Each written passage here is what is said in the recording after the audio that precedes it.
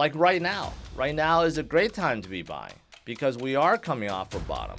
We are about to move into the parabolic stage in 2024, but we already started a bull market. We did.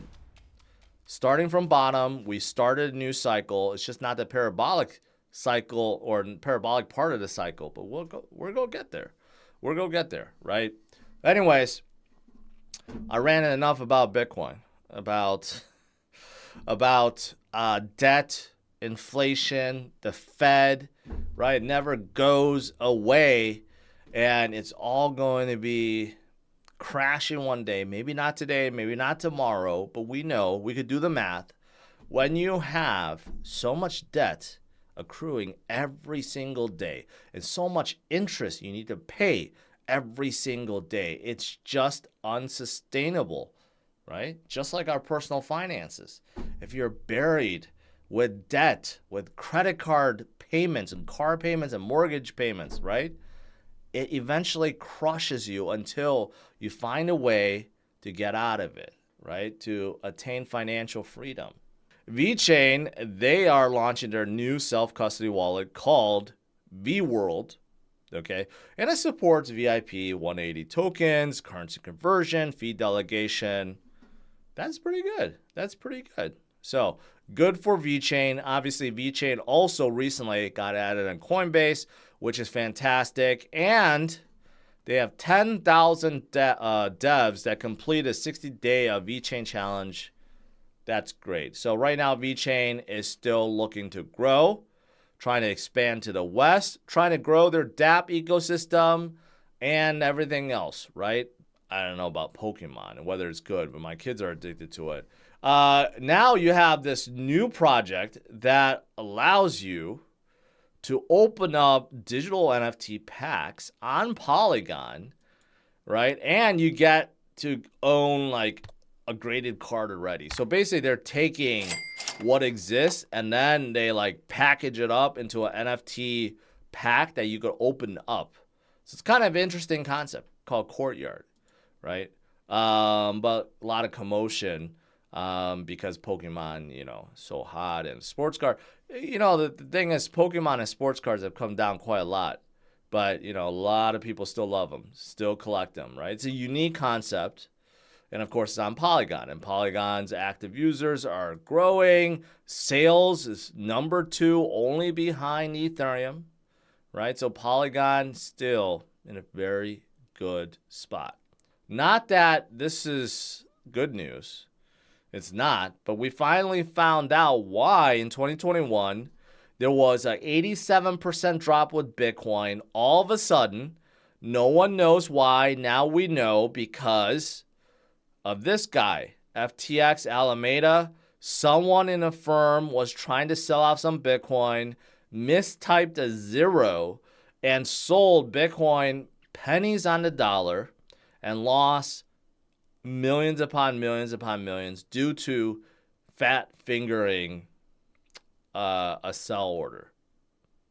You know, it just makes you wonder how much of 2021 was caused by this guy right here, SBF. You know, we had a good run up to 64,000 in 2021, back down to 28, back up to 69,000. Makes you wonder if that was just FTX doing.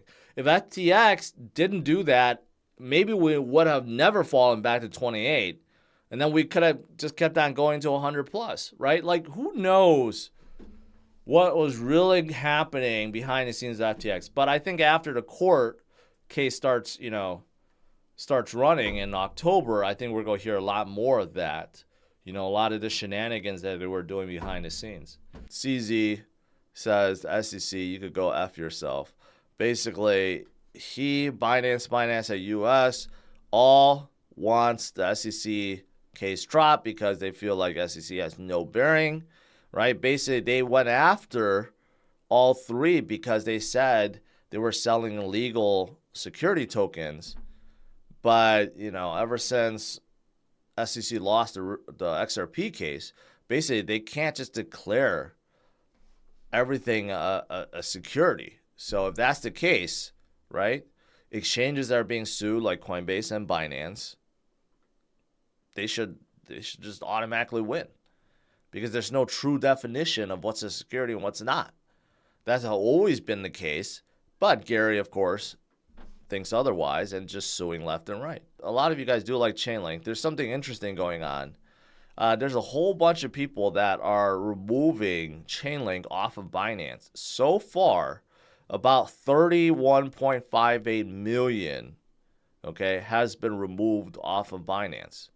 Now, I would say this is a good thing, because usually when you see a deposit or large deposit into Binance, that means they are getting ready to sell. But this is the opposite. This is withdrawal from Binance. Where are they going to? I have no idea. I have no idea, but that's interesting. But, Chainlink is still onboarding a lot of projects or a lot of companies. This one, Harrison Trotter LLP, which is a big accounting firm in the UK. Now they're partnering up with Chainlink. So Chainlink, not only is it concentrating on just forming bridges and connections for crypto projects, but also non-crypto projects. So that way, crypto projects and crypto chains can get data from outside, from the real world, so to speak, right? It's still happening, so that's good. That's good. Purchasing power of your dollar, of your money, keeps decreasing. Okay, ever since the beginning till now, it just keeps going down and down and down and down and down and down and down and down, right? So this is worrisome. This is serious, right? Which is why Bitcoin was created. I bet you in a million years that Satoshi, he, she, they never guessed it would get this bad. They thought 2008 was bad already, when all the banks were crashing and they had to get bailed out by $800 billion. At that time, they thought that was bad. I don't think they predicted how bad it would be like now, right? I really don't, because it's just so much exponentially worse, and it's only going to get worse. It's not going to be like, oh, okay, we're overspending too much, let's cut it. Let's start cutting the deficit.